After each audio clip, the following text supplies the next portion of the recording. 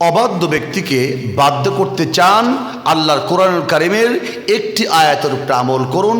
ইনশাআল্লাহ তাআলা আজিজ, আপনার প্রতি যিনি অবাধ্য রয়েছেন, ইনশাআল্লাহ সে আপনার প্রতি বাধ্য হয়ে যাবে, আপনার প্রতি তার ভালোবাসা বেড়ে যাবে। সুবহানাল্লাহ। সম্মানিত বন্ধুগণ, আমরা কে না চাই আমাদের ভালোবাসার মানুষগুলো সব সময়ের জন্য আমাদের সাথে মহব্বত রাখুক, আমাদের প্রতি ভালোবাসা থাকুক। কিন্তু সাংসারিক জীবনে আপনার আমার অনেকের সাথে মন মাইনা তৈরি হয়।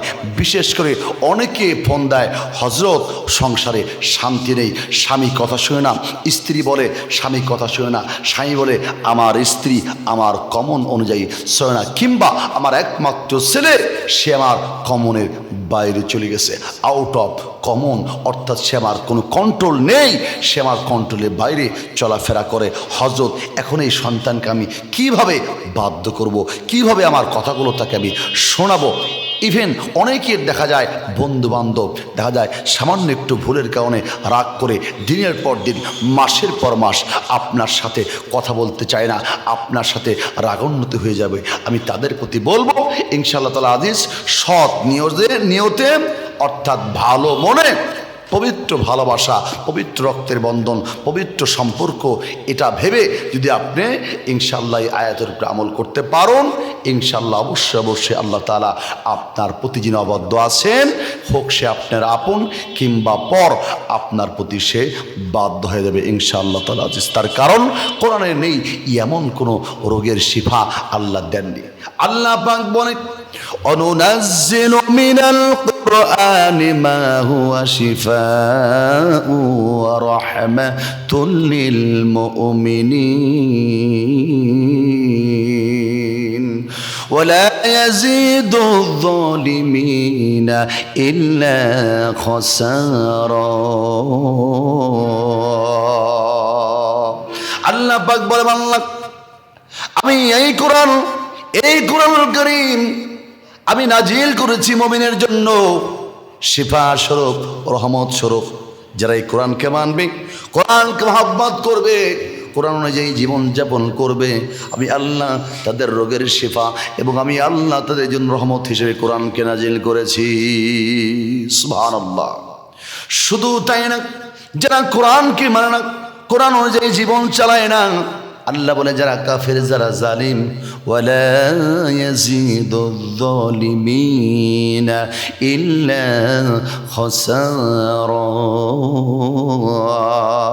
জালিমদের জন্য তাদের যন্ত্রণা আমি আল্লাহ আরো বাড়িয়ে দেই, তাদের ক্ষতি আরো বৃদ্ধি করে দেই। এই জন্য বন্ধু, কোরআন হচ্ছে শিফা, কোরআন হচ্ছে রহমত আমাদের জন্য। স্বামী কথা শোনে না, স্ত্রী কথা শুনে না, সন্তান কথা শুনে না, আপন ভাই কথা শুনে না। আরে অবসলমান ইমানদার, কোরআনুল কারীমের একটা আয়াতের উপর আমল করুন, ইনশাআল্লাহ তাআলা আজিজ আপনার সংসারে আল্লাহ শান্তি এবং রহমত বর্ষণ করবে। সুবহানাল্লাহ। আসুন তাহলে আমরা জেনে নেই সে আয়াতে কারিমা কি, সেই আয়াতে কারিমা যে আয়াতের উপর আমল করলে আপনার আমার অবাধ্য ব্যক্তি, ভালোবাসার মানুষ আমার আপনার প্রতি বাধ্য হয়ে যাবে, আমার আপনার প্রতি সফট কর্নার তৈরি হবে। সূরাতুল ফাতির আয়াত নাম্বার 22। আল্লাহ পাক বলেন, ইন্নাল্লাহা ইয়াসমিউ মান ইয়াশা, ইন্নাল্লাহা ইয়াসমিউ মান ইয়াশাউ। আমি আবারও বলতেছি, খেয়াল করেন সবাই, ইন্নাল্লাহা ইয়াসমিউ মান ইয়াশাউ। এই আয়াতে কারিমা যদি আমল করতে পারেন, ইনশাআল্লাহ তাআলা আজিজ আপনার অবাধ্য ব্যক্তি আপনার প্রতি আল্লাহ তাআলা বাধ্য করে দিবেন। এখন আসুন কিভাবে আপনি এই আমলটি করবেন, যে আমল যেভাবে করলে এই আমল আপনার কাজে আসবে।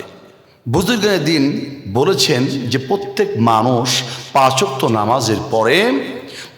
নামাজের পরে যায় নামাজে বসে সর্বপ্রথম 3 বার ইস্তিগফার পাঠ করবে, এরপরে 3 বার দরুদ শরীফ পাঠ করবে, এরপরে ইন্নাল্লাহা ইয়াসমিউ মান ইয়াশাউ বিসমিল্লাহ পড়ে প্রত্যেকবার একবার করে বিসমিল্লাহ, একবার করে এই আয়াত পড়বেন এবং চক্ষু বন্ধ করে আপনার ছেলে হোক, আপনার স্বামী হোক, আপনার স্ত্রী হোক, আপনি চক্ষু বন্ধ করে তাদের চেহারা শুধু আপনি চোখের মধ্যে ভাসাবেন।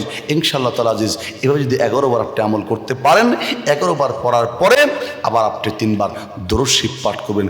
প্রত্যেক 5 ওয়াক্ত সালাতের পরে যদি আমলটি করতে পারেন, ইনশাআল্লাহ তাআলা আজিজ আপনার প্রতি অবাধ্য ব্যক্তি বাধ্য হয়ে যাবে।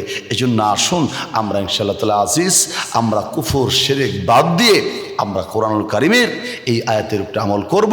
যদি আমাদের নিয়ত সহি থাকে অবশ্যই ইনশাআল্লাহ তাআলা আজিজ আল্লাহ পাক আপনার আমার নিয়তকে আল্লাহ কবুল করবেন। আল্লাহ সকলকেই দ্বীনের সহি বুঝ দান করুন এবং কোরআনুল কারীমের উপরে আমল করার তৌফিক দান করুন। সকলে পড়ি আমিন।